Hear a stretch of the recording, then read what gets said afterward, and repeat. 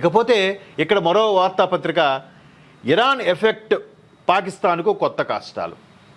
ఖచ్చితంగా, ఎందుకంటే మొన్న ఆపరేషన్ సింధూర్ టైంలో ఇరాన్కి సంబంధించి ఇరాన్, తుర్కీ ఈ రెండు పాకిస్తాన్కి ఒత్తాసు పలికే, సపోర్ట్ ఇచ్చాయి. ఇక్కడ పెహల్గాంలో దాడి ఘటనకు సంబంధించి మహిళలు, చిన్నపిల్లలు భయభ్రాంతులలోనే బాధపడుతుంటే, మొర్రోమని ఉసూరుమని ఏడుస్తుంటే అవి చూసి వాళ్ళు ఆనందోత్సాహాలు వ్యక్తం చేశారు, సెలబ్రేషన్స్ చేసుకున్నారు. ఇరాన్ ఆర్థిక సాయంతో పాటు కొన్ని రకాల ఆయుధ సామగ్రి కూడా పాకిస్తాన్కి సప్లై చేసింది. అటువంటి ఇరాన్ పరిస్థితి ఇప్పుడు ఎలా ఉందో చూడొచ్చు. సో దీనిపైన సర్వత్రా విమర్శలు కూడా వ్యక్తమవుతున్నాయి. ఎవరైతే ఇరాన్కి, పాకిస్తాన్ లాంటి దేశాలకు సపోర్ట్ చేస్తారో నిర్భయంగా ఆ దేశాలకు వెళ్ళిపోవచ్చు, ఎవ్వరూ ఆపరు అనేది సోషల్ మీడియా వ్యాప్తంగా వ్యక్తమవుతుంది. చూద్దాం మరి. అంత ధైర్యంగా మైక్ ముందు కెమెరా పెట్టేసరికి పూనకాలు వచ్చి ఊపిపోయి మాట్లాడేసి మాకు గన్ ఇవ్వండి, అక్కడికి వెళ్ళిపోతాం, నెతన్యాహుని చంపేస్తాం, ట్రంప్ని చంపేస్తాం, ఇరాన్ కాపాడేసుకుంటాం అన్న వాళ్ళందరినీ, అయ్యా దయచేసి వెళ్ళండి, కావాలంటే మేమందరం మా రామ మందిరం నిర్మాణానికి ఎలాగైతే చందాలు వేసుకొని కళ సాకారం చేసుకున్నామో ఇప్పుడు కూడా చందాలు వేసుకొని మరి మీకు స్పెషల్ ఫ్లైట్లో పంపిస్తాం, మీకు ఒక సంవత్సరానికి సరిపడి తిండి కూడా ఇస్తాం, వెళ్ళిపోండి అక్కడికి, ఎవరెవరు సపోర్టుగా మద్దతుగా ఉంటున్నారు అని సోషల్ మీడియా వేదికలో చాలామంది కామెంట్స్ చేస్తున్నారు. నేను సైతం ముందుకొచ్చి చందాలు ఇస్తాం వెళ్ళు తల్లి అంటున్నారు, మోదీ గారికి రిక్వెస్ట్ చేస్తున్నారు. ఈ నేపథ్యంలో ఇరాన్ ఎఫెక్ట్ పాకిస్తాన్కి కొత్త. ఒకసారి చూద్దాం. పాకిస్తాన్లో ఇంధన కొరత భయంతో పెట్రోల్ బంకుల వద్ద ఉద్రిక్తతలు చోటు చేసుకున్నాయి. ఈ క్రమంలో ఓ పెట్రోల్ బంక్ వద్ద జరిగిన కాల్పుల్లో ఒకరు మృతి చెందగా ఇద్దరు తీవ్రంగా గాయపడ్డారు. పంజాబ్ ప్రావిన్స్లోని సియాల్కోట్లో శనివారం ఘటన చోటు చేసుకుంది. పంజాబ్ ప్రావిన్స్ అంటే పాకిస్తాన్లో ఉండే ఒక పంజాబ్ స్టేట్లో, మనకి ఇటువైపు పంజాబ్ ఉంది, అటువైపు కూడా పాకిస్తాన్లో ఒక పంజాబ్ ఉంది. పంజాబ్ ప్రావిన్స్లోని సియాల్కోట్లో శనివారం ఘటన చోటు చేసుకుంది. ఆబ్వియస్లీ గుప్పెడు గోధుమ పిండికే అలమటించే బతుకులు అవి. పెట్రోల్ కోసం తన్నేసుకోరా, కొట్టేసుకోరా, చంపేసుకోరా, ఇంట్లో పెద్ద ఆశ్చర్యం ఏముంది?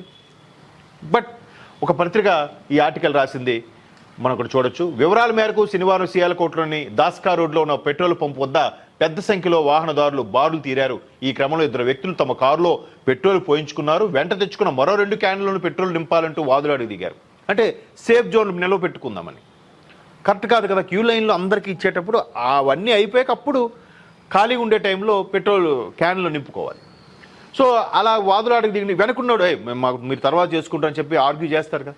ఈ నేపథ్యంలో నిబంధనలు ఒప్పుకోవని సిబ్బంది తెలపడంతో తీవ్ర హెచ్చరికలు చేస్తూ అక్కడి నుంచి వెళ్ళిపోయారట.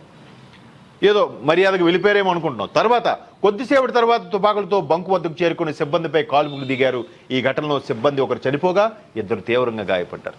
చిన్నపిల్లల పాఠశాల స్కూల్ మీదే బాంబులేసే నీచ సంస్కృతికి ఇంకా పెట్రోల్ బంకు ఏంటి, ఇంకోటి ఏంటి, ఏదైనా చేస్తారు.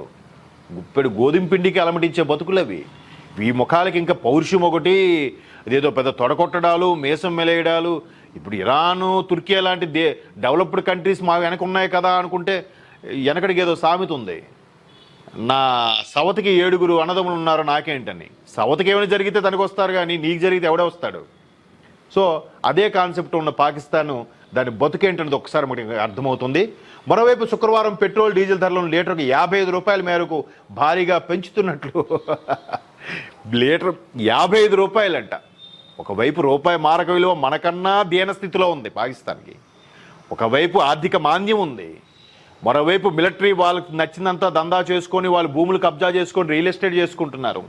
వాళ్ళు ఇక్కడ పెద్ద పోటుగాళ్ళగా మిలిటరీ ఆఫీసర్స్గా ఉంటారు కానీ వాళ్ళ ఫ్యామిలీ అందరూ ఇంగ్లాండ్లోనో దుబాయ్లోనో ఉంటాయి. ఇక్కడ సామాన్యుడి పరిస్థితి కటకట. మళ్ళీ వీళ్ళకి ఒక స్థావరాలట, ట్రైనింగ్లంట, మాట ఆడితే ఇండియా మీద దేని మీద చేత కాదు. మీకు ఇంకొక ఈ సందర్భంగా మరొక విషయం మీద కూడా చర్చించుకోవాలి. పాకిస్తాన్ లీగ్ దశలోంచే వెనక్కి తిరిగి వెళ్ళిపోయిందిగా 2020 వరల్డ్ కప్లో. ఎట్లా అన్నాడు వాడెవడు, నెక్స్ట్ ఇండియా ఘోరంగా ఓడిపోతుంది అన్నాడు సెమీఫైనల్లో. తర్వాత ఆ క్యాచ్ మళ్ళీ మన స్టేట్మెంట్ తెలుసా, నిజంగా వాళ్ళు క్యాచ్ పట్టకపోయింటే జరిగేది కాదు. ఎవరు తిలక్ వర్మ క్యాచ్ పట్టాడు, తర్వాత అక్షర్ పటేల్ క్యాచ్ పట్టారు కదా, అది పట్టకపోయింటే ఖచ్చితంగా వాళ్ళే గెలిచేవారట. మాకు తెలియదు మరి మావోడు క్యాచ్ కూడా పట్టకపోయింటే మావోడు ఒక 100 సెంచరీ చేసేవాడుగా, సంజు శాంసన్ వీళ్ళందరూ కూడా.